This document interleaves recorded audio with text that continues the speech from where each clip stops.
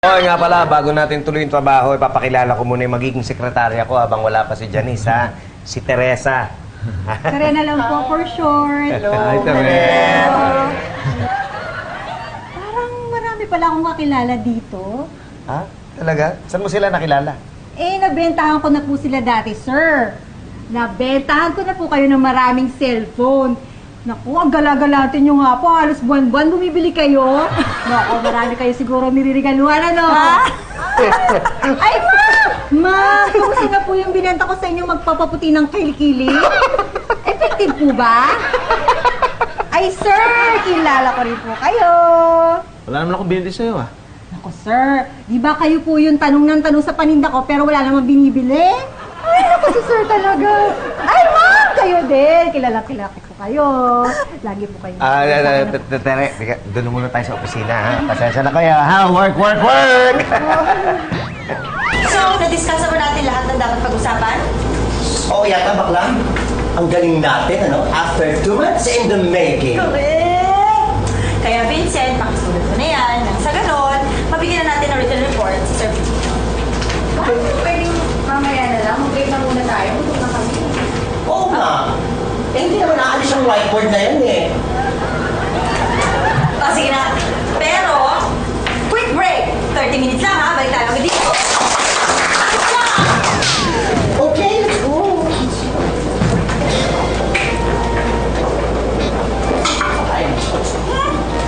Sige na! Miss Mara.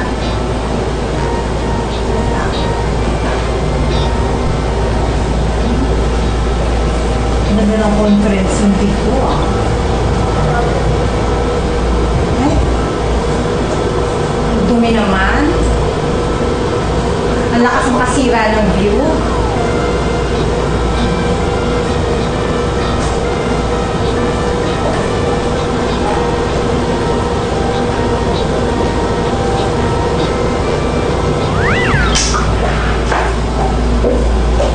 Ay, Miss Mara, nakukuha na po ni Sir Pepito yung tungkol sa report planning nyo ng product launch.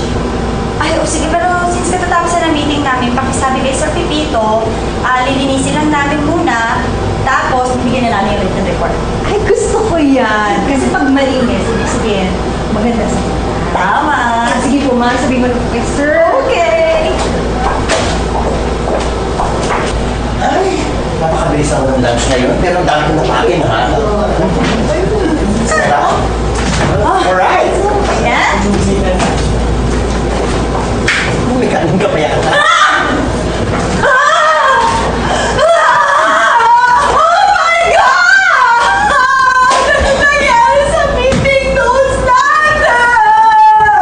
Sinong mahadera ang bumura?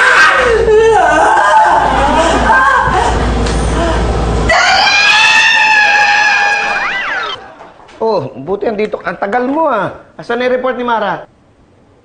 Bakit hindi pa tapos? O ba't di ka magsalita, no? Napagod ka, no? Pero magligpit ka na lang muna dito at bukas meron tayong meeting sa kliyente, ha? Kamawawala. Ay, Sir, huwag po muna kayo umuwi. Bakit? Baka meron po kayong gusto ipagawa sa akin. O yun nga, maglinis ka muna, magligpit ka dito, okay? Ay, Sir, baka gusto niyo po ipagtimpla ko kayo ng kape. Ayoko ng kape, gusto ko umuwi. Huwag kang umarang dyan. Sir, please. Ano ka?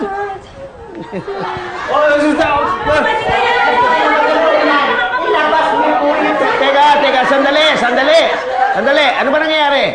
Bakit di mo tanong yung sekretarya mo?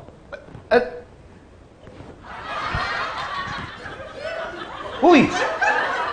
Ano ginagawa mo dyan? Ah, good afternoon, mga ma'am, sir.